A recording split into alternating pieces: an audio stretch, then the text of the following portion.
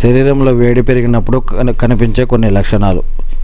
ఒంట్లో వేడి చేసిపోయింది.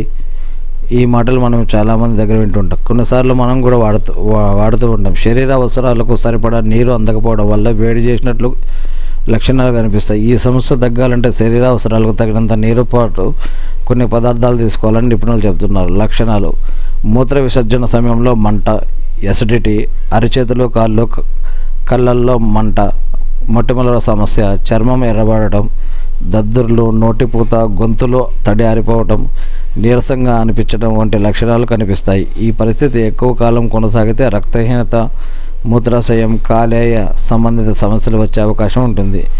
వేడి తగ్గాలంటే శరీరానికి అవసరమైన మేర నీరు తాగాలి. ఫ్రైలు, అల్లం, మసాలాలు, ఊరగాయ, పసుపు లాంటి పదార్థాలు వేడిని పెంచుతాయి. వీటిని ఎక్కువగా తీసుకోకూడదు. కొబ్బరి నీళ్ళు, మజ్జిగ, పుదీనా, పుచ్చకాయ, దోసకాయ, మెంతులు, నిమ్మరసం, ఉల్లిపాయ, ఖర్జూర, పుచ్చకాయ, దానిమ్మ వంటివి తింటే ఈ సమస్య నుంచి ఉపశమనం పొందవచ్చని నిపుణులు సూచిస్తూ ఉన్నారు. ఎందుకైనా మంచిది డాక్టర్ను కూడా సంప్రదించండి.